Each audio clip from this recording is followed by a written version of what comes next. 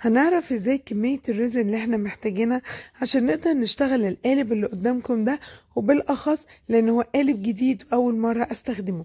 في الفيديو دوت هنعرف طريقتين مع بعض، وبالأكتر أنا عاملة الفيديو دوت علشان نختبر طريقة المية. هل لو أنا وزنت مية جوه القالب ورجعت وزنتها هتبقى نفس مقاس الريزن اللي احنا محتاجينه ولا هيختلف؟ ولو هيختلف حاجة بسيطة ولا كتير؟ تعالوا مع بعض نجرب التجربة دي.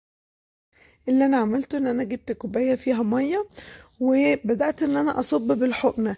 انا بصب بالحقنه ليه؟ عشان بس القالب ده صغير جدا جدا زي ما انتم شايفين كده، وان شاء الله هنعمل بيه فيديو قريب قدام. المهم يعني ان هو صغير جدا، فخفت ادلق بالكوبايه صراحه يتدلق بره. وزي ما انتم شايفين ان انا صبيت فيه ميه، وبدات ان انا كل شويه ازود نقطه لغايه ما عايزه املا القالب كله علشان اتاكد منه. شايفين بصيت عليه من قريب زي ما انتم شايفين اهو، كمان الميه طالعه مظبوطه جدا فيه وطالعه لغايه فوق. هبدا بالحقنه اشفط كل الميه دي، مش هدلقه يعني مش همسك القالب وادلقه عشان الميه ما تدلقش مني بره. اضمن حاجه ان انا اعملها بالحقنه واشفط حبه حبه، وبحطهم في الكوبايه وبوزنهم على الميزان علشان اقدر اعرف الوزن بتاعي قد ايه. طبعا انا خليت الميزان بتاعي مقفول وحطيت عليه كوبايه فاضيه وبدات احط فيها الميه، وزي ما انتم شايفين الوزن بتاعها كان لغايه دلوقتي 6 وبقت دلوقتي 7 جرام.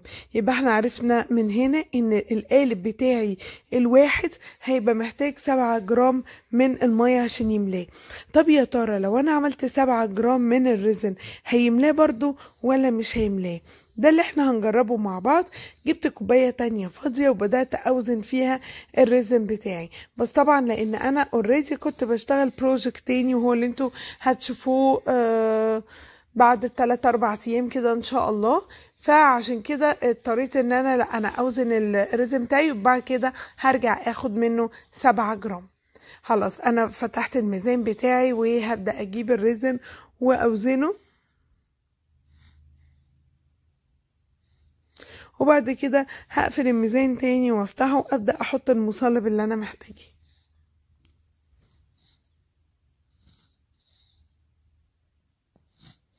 طبعا يا جماعه نسبه الريزن احب اكد عليها ان هي بتختلف من كل نوع ريزن للتاني، فمحدش ياخد النسبه اللي انا بشتغل بيها دلوقتي ويعملها على الريزن بتاعه لان مش هتطلع صح. انا دلوقتي حطيت نسبه الريزن بتاعتي، وتقريبا انا هنا كنت عامله 15 جرام من الريزن الخليط كله، فاحنا عايزين 7 جرام بس. وده اللي هيحصل ان انا هجيب كوبايه صغيره تانية وزن فيها 7 جرام علشان نبدأ نحطهم في القطعة بتاعتنا ونشوف يا ترى طريقة الوزن بالمية دي حلوة ولا وحشة. خلاص هنقلبه. طبعا مهم جدا ان احنا نقلب بشويش في اتجاه واحد عشان نتفادى ظهور البابلز. وهنا جبت الكوباية وبدأت احط فيها ال7 جرام. لو انتم متابعين جداد فاهلا بيكم في القناه، نورتوا القناه. يا رب تكون التجربه دي عجباكم والفيديو دوت يشدكم وتكملوا فيديوهات عندنا في القناه. هتلاقوا كورس ريزن مجانا من الاول خالص لغايه الاحتراف، هتلاقوا بلاي ليست بيه، وهتلاقوا كمان فيديوهات وتكنيكات وابتكارات وكمان تجارب كده كتير قوي عشان نثبت بيها حاجات مهمه واحنا شغالين.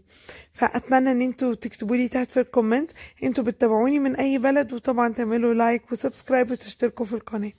هنا انا عملت ال7 جرام اهو وبدات ان انا اصبهم في القالب، وشايفين يا جماعه 7 جرام طلعوا ملوا القالب بتاعي صح.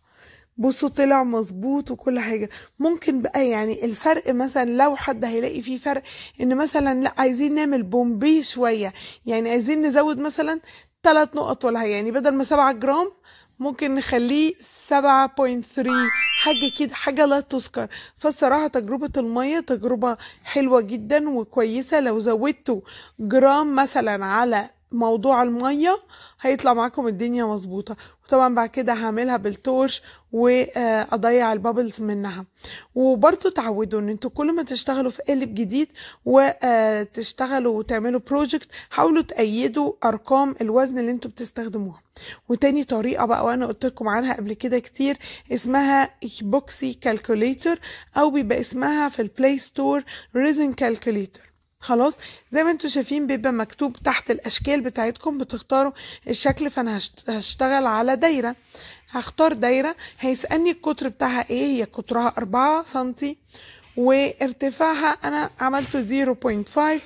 خلاص شايفين هو هنا تحت بيبدأ يقولي هي عايزة ريزن قد ايه وعايزة النسب قد ايه وكل التفاصيل دي. والصراحة في الاخر لازم تجربوا من نفسكم علشان تعرفوا تظبطوا النسب، وحاولوا تأيدوها وتسجلوها علشان تفيدكم. والصراحة تجربة المية طلعت حلوة جدا وعجبتني، هتمنى تعملوها، متهيألي سهلة وبسيطة. يا رب يكون الفيديو عجبكم والتجربة افادتكم. لو افادكم اعملوا لي لايك، تنسوش اللايك بتاعكم ببلاش بس بيفرق معايا كتير. اعملوا لي لايك واستنوني في فيديو جديد. سلام عليكم.